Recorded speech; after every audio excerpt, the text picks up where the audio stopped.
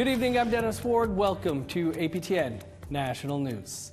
A historic event took place in Victoria, BC this past week, where the Canadian Medical Association formally apologized for the mistreatment of Indigenous peoples. APTN's Tina House was there and has this story.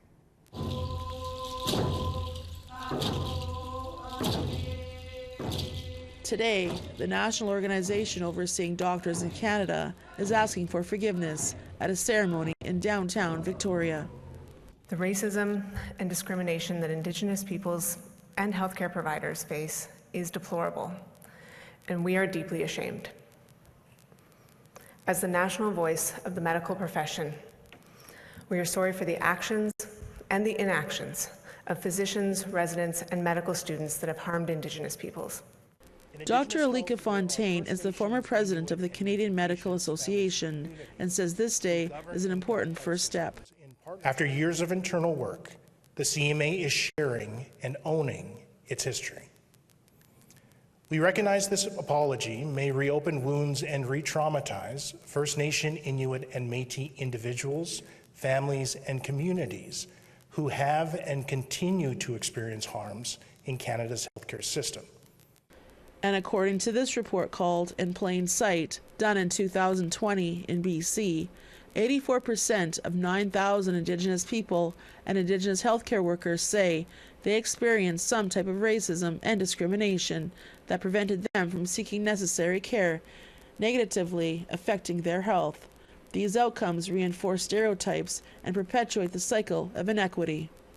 In 2022, the CMA brought on Indigenous elders, knowledge keepers, and experts to help the organization define an Indigenous health goal. This led to them reviewing its past and acknowledging the harms Indigenous people suffered, dating back to the establishment of residential schools and Indian hospitals. The Indian hospital system embedded systemic racism and discrimination in the Canadian health system by fostering racial segregation and conditions where Indigenous patients received substandard and unsafe care. Patients were subjected to abuse, experimental treatments, and forced and coerced sterilization. Dr. Nell Wyman says she is hopeful things will change, but there is a lot of work to do. I'm more interested in hearing what's going to happen now, what's going to happen starting tomorrow. And I think a major driver of trying to make the healthcare system does not lie within the Indigenous physicians like myself within the system. We've been speaking up for years about how unsafe it is for patients and for ourselves, for Indigenous medical students, residents, and physicians. I think really the onus and accountability will lie with our non-Indigenous physician colleagues to take up that cause.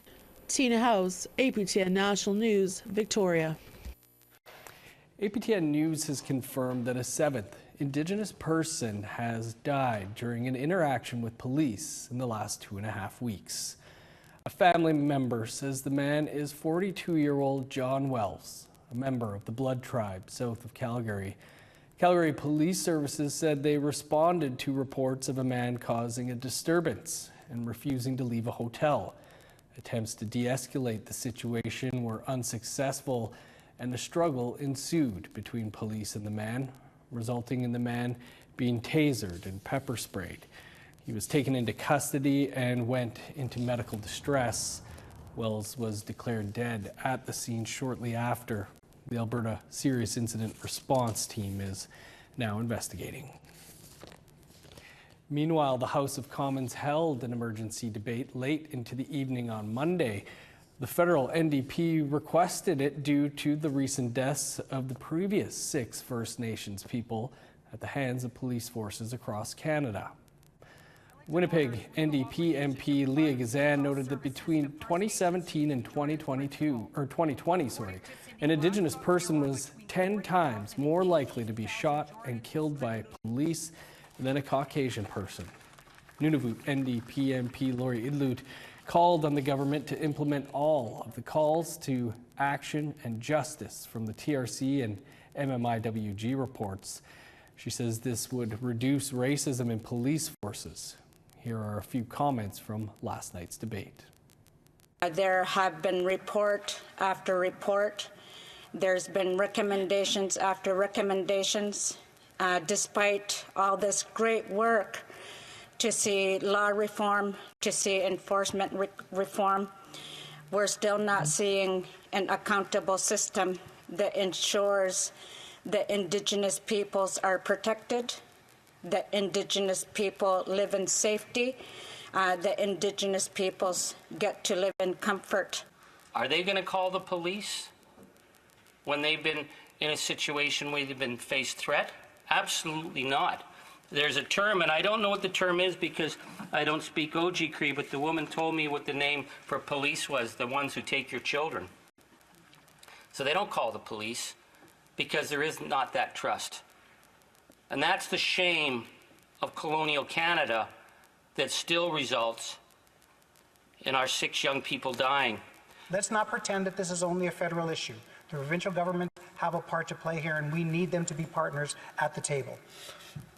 But the study should also look at what obstacles and systemic racism within the justice system are there, and what barriers exist that prevent Indigenous people from becoming law enforcement officers. Well, to the East Coast now, and a week after Stephen Iggy Dedham was shot by an RCMP officer, his nation held a walk to call for justice. It was joined by 16 other First Nation communities across the Atlantic region. Angel Moore reports from the Elsipogtog First Nation in New Brunswick. Stop killing us. That is Tegan Copage's message to RCMP. He is a band councillor at the Elsipogtog First Nation. Stephen Iggy Dedham was shot by an RCMP officer during a wellness check on September 8th in his home in Elsipogtog. The 34-year-old later died in hospital. The community is outraged over his death, and Dedham is the 6th person across Canada to die by police in 2 weeks. Absolutely disgusted with the RCMP, you know, because it's just this just continues on, you know, us dying in the hands of them. About 100 people walked in Dedham's community, calling for justice. Princess Claire helped organize the walk. He deserves justice, and so does all the other people just within this week. And not to mention Chantel Moore or Rodney Levi. Like, these people, they deserve justice. 16 First Nations in the Atlantic region held their own walks in support, including Wegmacuk, Eskazoni, Nagudkuk, Wegogama, and Jabuktuk. The Dedham family is grateful. It brought a lot of people together. I know a lot has happened in regards to First Nation people, and I feel like the more that we get together and unite like this, the more stronger we become. Dedham was a father, brother to 5 sisters and 3 brothers. Family members said Dedham would help anyone. He was an awesome dad, brother, uncle, friend, everything. He was always happy and jolly, and he loved to do stuff with anybody. I looked up to him. He was an awesome fisherman. He was probably the funniest person I know. And we're gonna miss him for sure. So he was just outgoing. He was just full of life. He loved everybody. This is sad. I don't understand. I will never understand how this could happen. People ended the walk at the RCMP detachment in Elsipogtog for ceremony and song. The detachment was closed for the weekend, but is still operating despite high tensions. Copage and community members painted the walls of the detachment with red handprints and signs. He said the message is clear. That the RCMP need to go, and I couldn't agree more. Back in 2020, Indigenous communities were outraged when Chantel Moore and Rodney Levi lost their lives at the hands of police in separate incidences. The Moore and Levi family members attended the event. Glowawedge Denny is Levi's niece. It's ridiculous. It shouldn't have happened again. We had an inquest purposely so this wouldn't happen again. Martha Martin, Moore's mother, is a tireless advocate. You know, we've had enough at this point. You know, no more recommendations. You know, what do they do with them? They need to start implementing these recommendations. Copage is grateful for the support and says First Nations need their own policing. You know, I really wanted the RCMP gone out of here before this would happen in our own community. And unfortunately, it has, but you know, we just got to continue to fight and get justice for our brothers and sisters and prove our point to them and get them out of our communities. Angel Moore, APTN National News, Alsipottuk First Nation. Back in Ottawa, during question period on Tuesday, the NDP raised the name of late Catholic priest Johannes Revoir. He was charged in 1998 with sexually abusing 4 children in Nunavut, but the case never went to trial. The children of one of his alleged victims wants the RCMP to release their father's records. NDP MP Lori Idlut asked when those records would be released. Johannes Revoir sexually abused Inuit children in Nunavut for years. Canada refused to charge him for 30 years and he died protected. Daughter of the late Marius Tungilik has asked the RCMP for his files, but they refuse to release it. This government must honor families, especially to those who suffered during residential schools. Will the Minister of Public Safety provide the documents, or will they help to keep the files hidden from this family? The Honourable Parliamentary Secretary to the Minister of Public Safety. Mr. Speaker, I thank the honourable member for her question and raising these important issues with us in this place.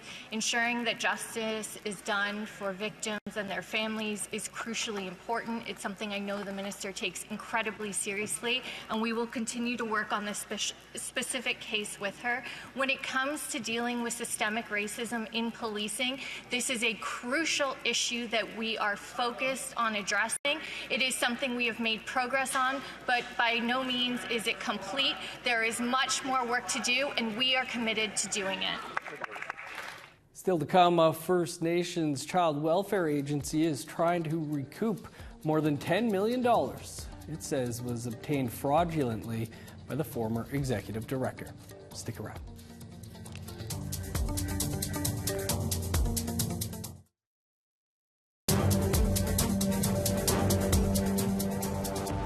Welcome back.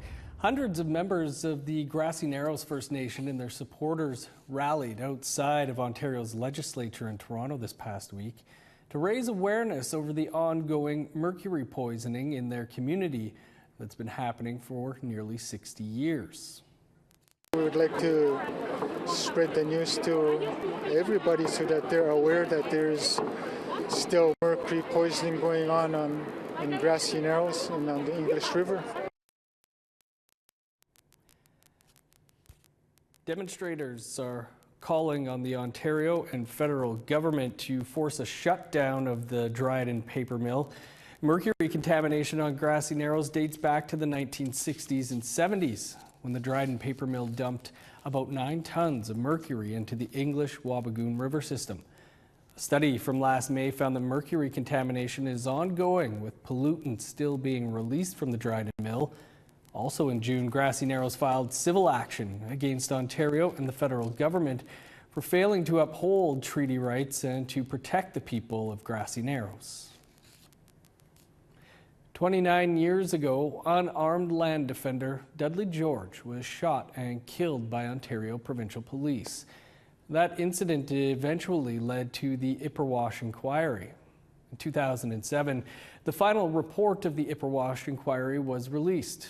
The chief of Kettle and Stony Point First Nation tells APTN reporter Annette Francis recommendations from that report would help in an ongoing issue. Ipperwash Beach sits on the shores of Lake Huron. It's one of the longest freshwater beaches in southwestern Ontario. As calm as it looks, there's been ongoing tension here between cottagers and the Kettle and Stony Point First Nation. Chief Kimberly Brissett said things got heated this summer when cottage owners barricaded the entrance to the beach. That's kind of what sparked the community to say we need to do something about this, because they're now attacking our youth and saying you can't be on this beach, your beach is over there, you know, stuff like that. So that really brought an uprising in the community. The beach barricades were eventually removed by community members last month, but Brissett says cottagers had no right to waterfront. They have never surrendered. Some of the realtors have added on the deeds that they own to the water's edge, or they own 25 feet, which that's never been surrendered by our people, and especially the beach that's right in our community. It's never been surrendered. Brissett says had the recommendations of the Ipperwash Inquiry been acted upon, these types of disputes should not have happened. According to the Anishinaabe Nation, which represents 39 First Nations in Ontario, there has been little movement on the inquiry's 100 recommendations. 7 key recommendations were supposed to be immediately implemented, including the establishment of a permanent, independent, and impartial agency to facilitate and oversee the settling of land and treaty claims in Ontario. The agency should be called the Treaty Commission of Ontario. Brissett says there is documentation from the inquiry stating they are the original title holders to the beaches, and that legal action will be taken to prevent the cottagers from blocking the beach again. APTN contacted the president of the West Ipperwash Property Owners Association and did not get a response by airtime. Annette Francis, APTN National News, Ipperwash Beach in Ontario. A First Nations child welfare agency in Manitoba says they're trying to recover more than $10 million from its former executive director and others. Sandy Bay Child and Family Services filed the statement of claim on Tuesday against its former executive director, Richard Delarond, former board director, Timothy Catchaway, and companies they had incorporated.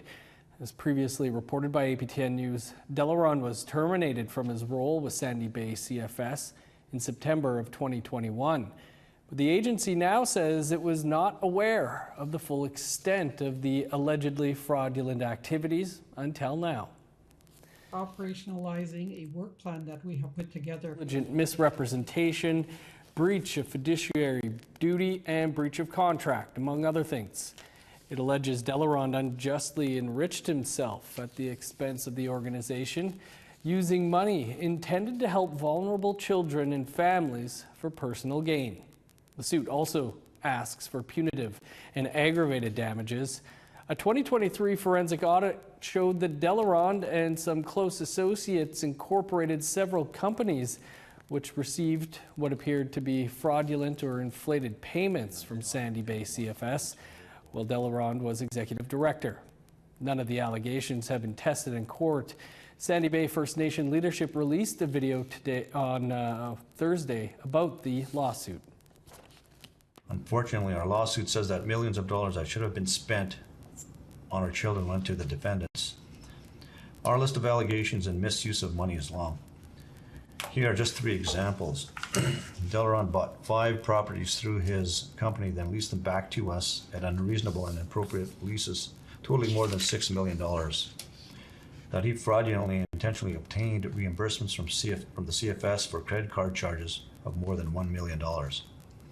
And that he intentionally transferred a CFS-owned property near Swan River to his company for $1 before later selling it for profit, and that CFS never saw a penny. Thousands of youth had a chance to connect with residential school survivors and elders this past week. We'll bring you that story and more after the break.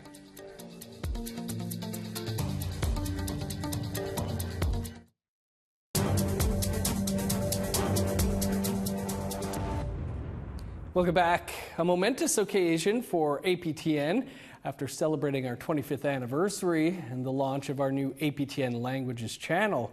Today, or on Thursday rather, closing the market at the Toronto Stock Exchange.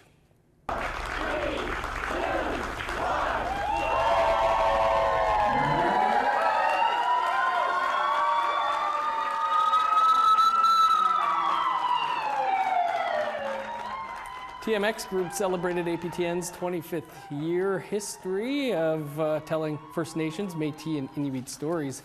APTN CEO Monica Ely was joined by others to help close the market. Ely says APTN has come a long way since we first launched back on September 1st, 1999. First of all, launching a network, that's a big accomplishment for Indigenous stories, Indigenous languages. Doing all types of programming, from documentary to drama, children and youth, and our news team, having our own Indigenous news unit. Thousands of students heard from residential school survivors, elders, and young role models in Winnipeg this past week for the National Centre for Truth and Reconciliation's Youth Empowerment event. The event kicked off the NCTR's Truth and Reconciliation Week with music, dancing, and storytelling. Reporter Sierra Bettens brings you the action. A sea of orange made waves at the Canada Life Centre as 6,000 students gathered from schools across Winnipeg. After 2 runs in Ontario, the National Centre for Truth and Reconciliation's annual Youth Empowerment Gathering reached the prairies. This year's theme is Mino Pinmataswin, the Good Life. Kayla Johnston, Director of Education for the NCTR, says students hear from both elders and youth to learn what that means. The Mino Pinmataswin event, or the Good Life event, is really geared towards youth, grades 8 to grade 12, and meant to empower and inspire them by getting to listen and hear from elders, survivors, knowledge keepers, as well as role models, so that they can come away with the sense that they can be just like them and fulfill those dreams and go after whatever they so choose. During the event, students put on their dancing shoes for performers like the Ivan Flett Memorial Dancers and listening ears for residential school survivors. Survivors like Lavinia Brown, the first female mayor of Rankin Inlet. The good life that we're celebrating today, we had it. We had it because of our ancestors were so strong, and they were determined to survive, and they bring us to this day and age where we can share each other's knowledge, our experiences, and learn from each other. Students were also treated to a performance by Canada's Got Talent winner, Rebecca Strong. The Dene Soulane singer-songwriter said inspiring youth is her mission as an Indigenous musician. That's what my whole journey on Canada's Got Talent is about, is inspiring Indigenous youth to follow their dreams. So being here and seeing all these youth out in the crowd and inspiring them just warmed my heart. After hearing from survivors, students honored the children who never came home from residential schools. Their names were printed on a giant orange banner, ensuring they'd never be forgotten. With less than 2 weeks until the National Day for Truth and Reconciliation, the organizers hope the gathering will encourage more youth to get involved. Sierra Bettens, APTN National News, Winnipeg. That's all the time we have for your APTN National News for this weekend. Of course, for news anytime, you can visit our website, aptnnews.ca. I'm Dennis Ward. Marcy McGuitch, thanks for being with us. Enjoy the rest of your weekend.